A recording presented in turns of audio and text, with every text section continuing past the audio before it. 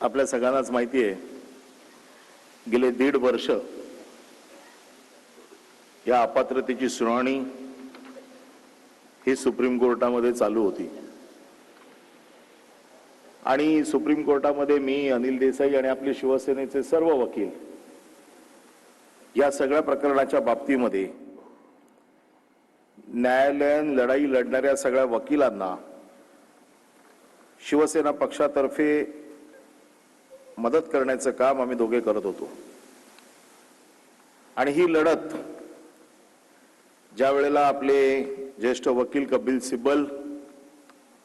हे शिवसेनेची बाजू मांडत होते, त्यावेळेला संपूर्ण देशाने जवळपास असं ठरवलं होतं की कपिल सिब्बल यांनी मांडलेले मुद्दे आणि या मुद्द्यांमुळे ही गद्दार 16 लोकांची कंपनी 100% डिस्क्वालिफाय होईल अशा प्रकारचं एक मत हे त्यावेळेला तयार झालं होतं। परंतु सुप्रीम कोर्टाने जो निकाल दिला, देसाई साहेबांनी सुनील प्रभूंच्या वतीने जी काही याचिका दाखल केली होती, त्या याचिकेमध्ये जो निकाल दिला, तो निकाल देताना आपले जे काही मुद्दे होते ते जवळपास सगळे मुद्दे अधोरेखित करून एक फ्रेम बनवून दिली होती की निकालाची अंमलबजावणी करण्याचा अधिकार हा अध्यक्षांना आहे आणि म्हणून आम्ही ह्या निकालाची एक चौकट बनवतो आणि ही चौकट अध्यक्षांकडे पाठवतो आणि ह्या चौकटीत राहून अध्यक्षांनी आपला निर्णय द्यावा अशा प्रकारची एक चौकट बनवून दिली होती। आणि ह्या चौकटीत जे काही मुद्दे दिले होते त्या मुद्द्यांपैकी 2 मुद्दे जे महत्त्वाचे होते, त्याच्यामध्ये एक अपात्रतेचा मुद्दा होता आणि अपात्रतेचा मुद्दा हा परिशिष्ट 10 भारतीय घटनेच्या परिशिष्ट 10 म्हणजे शेड्यूल 10 च्या खाली जे अपात्रतेला पात्र होतात, कोणाला अपात्र करता येतं याच्यासाठी अतिशय स्पष्ट गाईडलाईन त्यांनी दिली होती,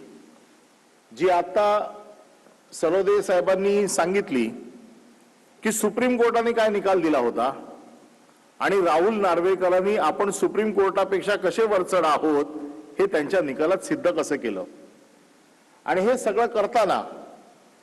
इलेक्शन कमिशनच्या समोर आपली जी काही पक्षाच्या चिन्हाची आणि नावाची जी लढाई चालू होती, त्याच्यामध्ये जो निर्णय आला, साधारण त्याच निर्णयाचं वाचन हे राहुल नार्वेकरांनी केलं। राहुल नार्वेकरांनी हा जो कालचा जो निर्णय दिला, या निर्णयामध्ये आपल्याला डिस्क्वालिफाय करताना काय निकष लावले, डिस्क्वालिफाय न करण्यासाठी काय निकष लावले आणि त्यांना डिस्क्वालिफाय न करण्यासाठी काय निकष लावले हे थोडक्यात आता अमित सरोदेनी आपल्याला सांगितलं, असीम सरोदेनी आपल्याला सांगितलं।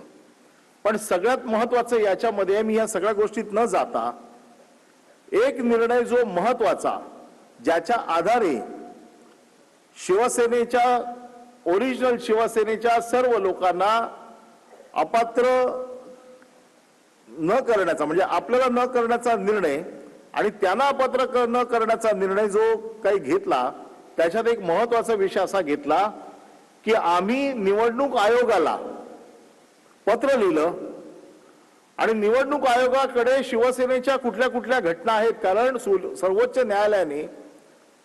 ज्या वेळेला आपलं निरीक्षण नोंदवलं त्याच्यामध्ये एक महत्त्वाचं वाक्य होतं की राजकीय पक्ष ठरवताना तुम्हाला केवळ विधिमंडळाचा राजकीय पक्ष बघता येणार नाही, तर त्याबरोबर मूळ राजकीय पक्ष, त्याची घटना, त्याची संघटनात्मक, त्याची रचना आणि इतर चाचण्या देखील घेणं अतिशय गरजेचं आहे। आणि म्हणून मग जर घटना बघायची असेल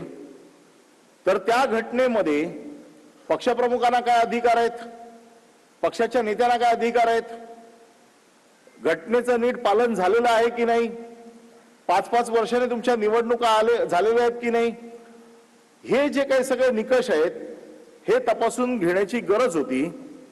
आणि त्यांनी असं सांगितलं की आम्हाला निवडणूक आयोगाने असं सांगितलेलं आहे की 1999च्या नंतर आमच्याकडे रेकॉर्डवरती काही नाही आणि आमच्यावरती रेकॉर्डवरती काही नसल्यामुळे आम्ही असा निर्णय देतो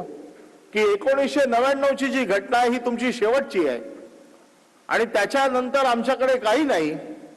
आणि त्या 1999च्या घटनेत सर्वोच्च अधिकार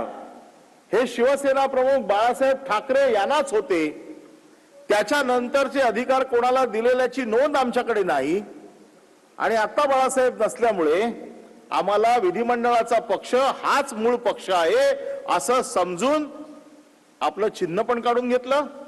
आपलं नाव पण काढून घेतलं आणि त्याच निर्णयाची पुनरावृत्ती साधारण राहुल नार्वेकरांनी आपल्या निकालात केलेली आहे।